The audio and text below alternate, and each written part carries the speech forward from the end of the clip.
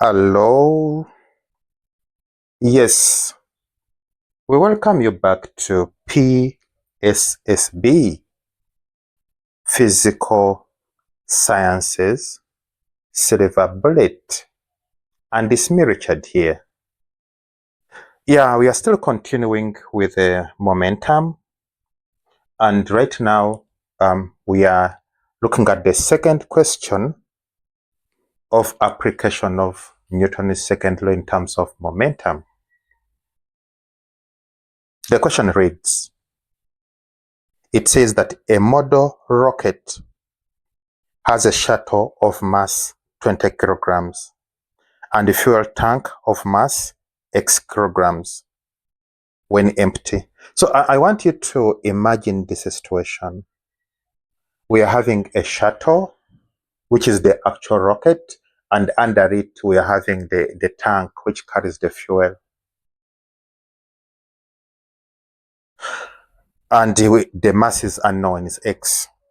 When the rocket attains an upward velocity of 10 meters per second and all its fuel is used up, the empty tank is fired down at a velocity of 5 meters per second. This causes the rocket velocity to increase to 13 meters per second. Okay? And then the first question comes. It says, calculate the change in momentum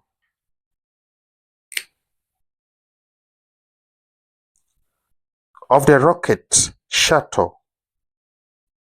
Yes. How do you deal with this question? First of all, we know the equation. The equation is delta P, because they are looking for change in momentum, which is mvf minus mvi. Let us look at the data of the shuttle. What do we know? We know its mass, which is 20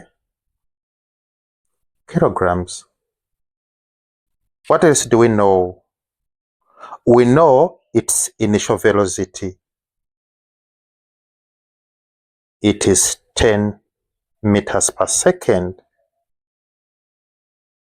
Then what else do we know? We know its final velocity, which is 13 meters per second. Okay, that's all we know about the shuttle. And when you look at this information, it's enough to satisfy our needs here. So what do? We substitute. And you say change in momentum is equal to 20 times final velocity, which is 13, minus 20 times 10. Okay, that's what we have. Let's see what we get. What you get is 60 kilogram meters per second. And you have to admire that it's positive. And what does positive imply? Positive implies upwards, because the shuttle is going upwards. So the change in momentum of the shuttle is 60 kilogram meters upwards.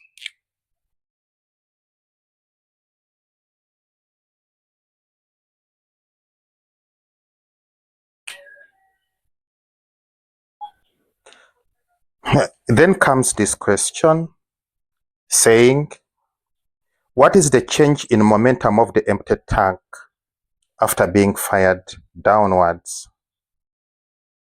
Okay, here you have to know, it's very, very important. It's a physics principle that when two bodies which are together move apart, their momentum is conserved. So, which means that the momentum of each species is the same, though opposite in sign. but same in magnitude. So we saw our shuttle having change momentum of 60 kilogram meters per second upwards, and the shuttle is separating with the tank. So what is going to be the momentum, the change in momentum of the tank? The answer is going to be 60, but negative 60. So it's going to be negative 60 kilogram meters per second. It's a physics principle derived from Newton's third law. I repeat, when two bodies which are together move apart, suddenly move apart, we call it an explosion. The two parties which are moving apart, each one is having similar change in momentum, in magnitude, though opposite in direction.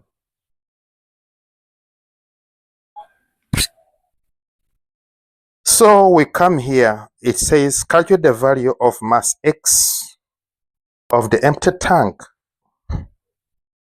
Okay, we don't know the mass, but let us look at something here. Okay, how do you approach this one? We're going to approach it using equation change in momentum is equal to mvf minus mvi. Okay, so for the start, what do we have? We have just seen our change in momentum. We know it. The value is negative 60 kilogram meters per second. Okay. What else do we know? We are looking for the mass. We don't know it. Okay. What else do we know? We know the initial velocity of the tank. I will have to remember that the tank was attached to the shuttle and they are moving together before being fired. And if they are moving together, it means that the velocity of the shuttle is the same as the velocity of the tank. So we know it. And what is it? The velocity is going to be 10. So initial velocity of the shuttle is known and is 10 meters per second. We are giving it's positive. We are taking upward as positive. Okay. From there, what are we looking at? We know also the final velocity of the tank. It's given here is 5, but 5 downwards. What does that mean? It means that our final velocity is negative 5 meters per second.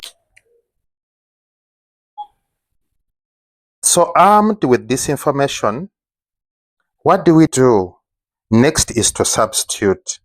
Okay, we know our change in momentum, which is negative 60. Okay, we know our mass. We don't know it. We are looking for it. So it's going to be, but we know our final velocity, which is going to be negative 5. And the mass we don't know, but we know our initial velocity, which is 10. Okay. At this level, what do? We simplify. We are going to get negative 60 is equal to negative 5m minus 10m. Okay. Yeah, from the mathematics of this, what do? We are going to get negative 60 is equal to negative 15m. And what do? From here, we perform our normal calculations, and we are going to get, you are going to say negative 15m is equal to negative 60. So what do? You cancel out the negative, and you divide both sides by 15. So you're going to get 15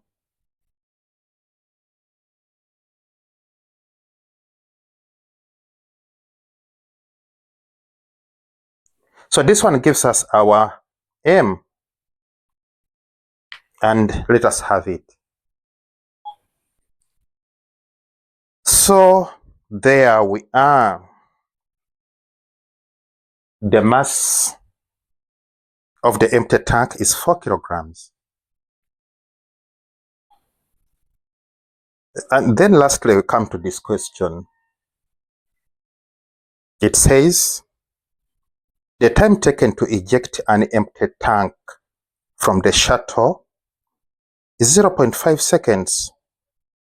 And the question says, calculate the net force exerted on the shuttle.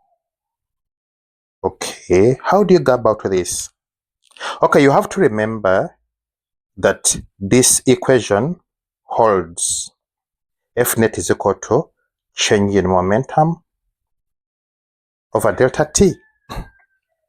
Okay, here we are looking for net force. So net force is our unknown.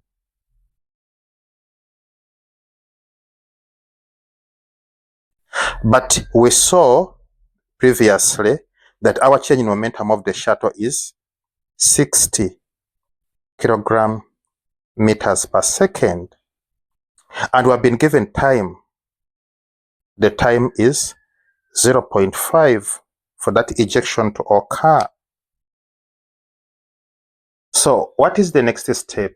Next step is to substitute, and we are going to say net force is equal to 60 over 0.5, giving you